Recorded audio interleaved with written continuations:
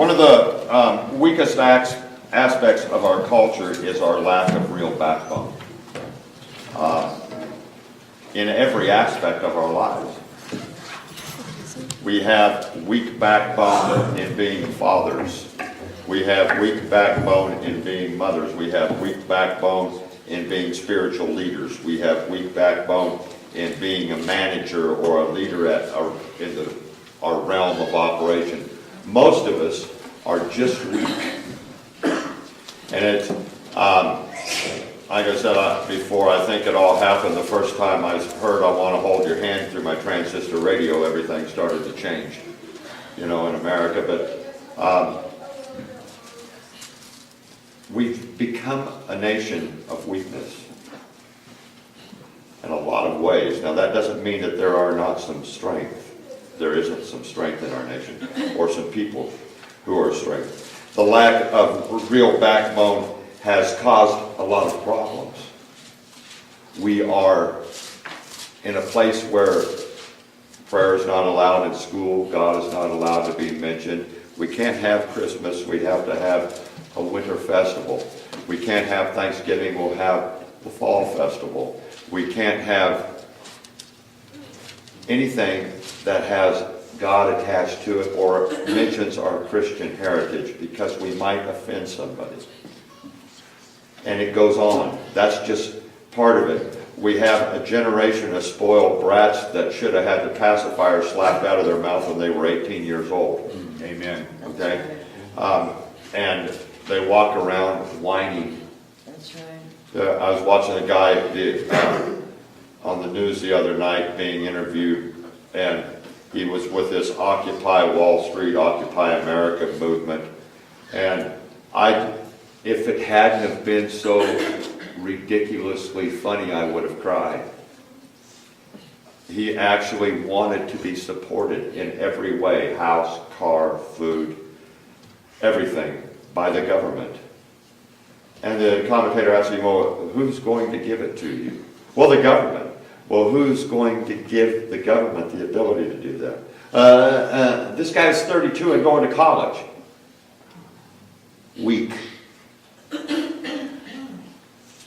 For a lot of us, and most of us, we do respect those who have backbone, and we honor those that do.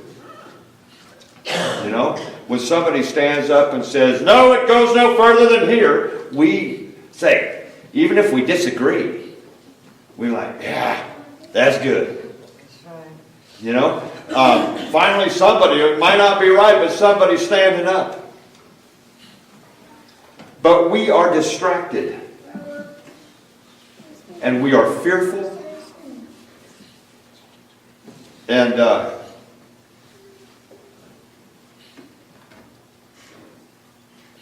I think fearful. Let's start at fearful. When you stand up for something, you run the chance of being ridiculed. When you stand up for something and show some backbone, you run the chance that somebody might confront you on it. Amen. This is why fathers don't lead spiritually in the home. Because, first of all, they're fearful for their own potential. They know that they're idiots and are doomed to fail. The second thing is that they know that they have kids that are intelligent these days that will call them on it. Well, you do it. And said, my dad, you know what? I would have never gotten away with that because I already know what the answer would have been with my dad. I didn't ask you what I did. I'm telling you what you did. Now bend over and take your whipping. We're fearful of standing out. Amen. We're fearful of being accountable. Now, we're distracted too. We're distracted by all kinds of things. We have so much crowded into our lives that we are distracted from standing for something that actually means something.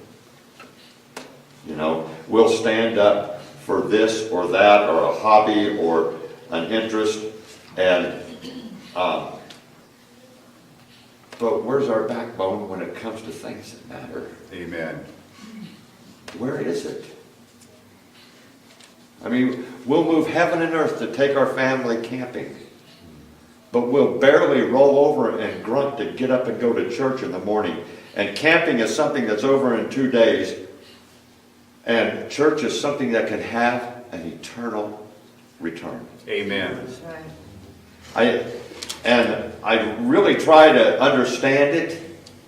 You know, I haven't been here my whole life. I ran amok for a good long time, but when I encountered the real Jesus and the real God, I submitted. Most of all because I know who gives me my breath. Amen. And it can go far too soon to disobedience. But set that aside. We're distracted, and we want somebody else to do it. We're mostly fearful of doing it on our own. Amen. But you look at history, biblical history and real history, and we admire the men and women who stand up. Amen.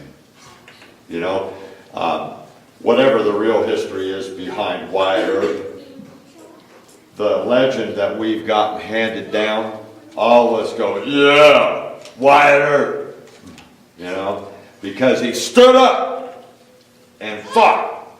You know, we admire that stuff. The knights of old. We admire the legends about them because they stood in adversity and they stood for right, and the vows that they took were honorable. We just don't want to have to do it ourselves. I got to tell you though, there's this catch.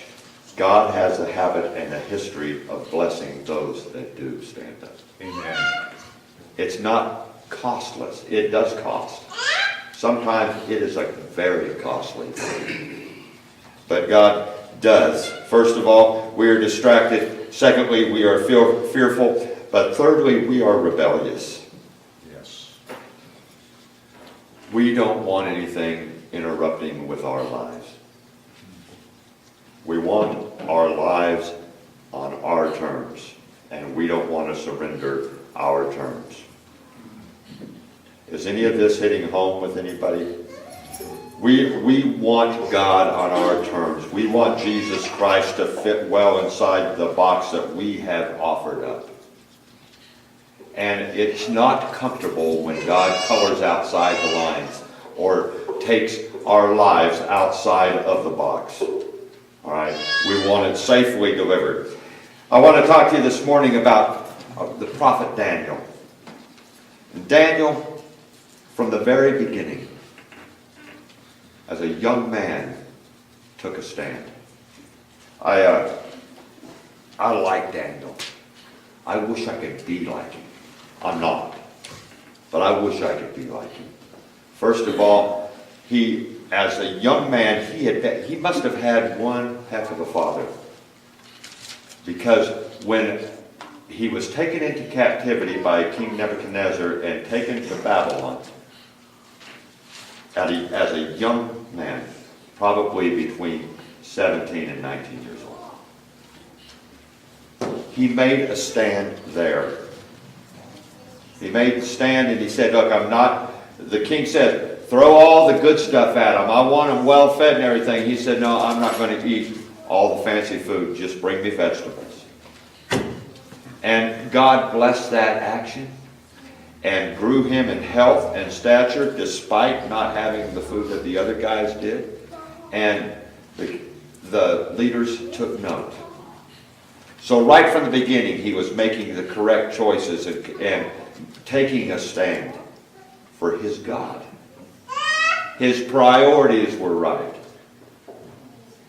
His God was first. Amen. Before his health, before anything else, his God was first. And the instructions that God had given him. Later on, he was called to interpret by King Belshazzar the handwriting on the wall.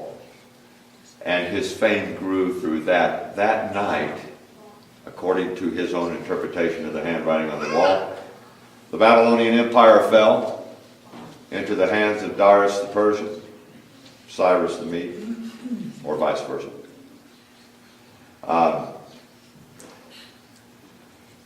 And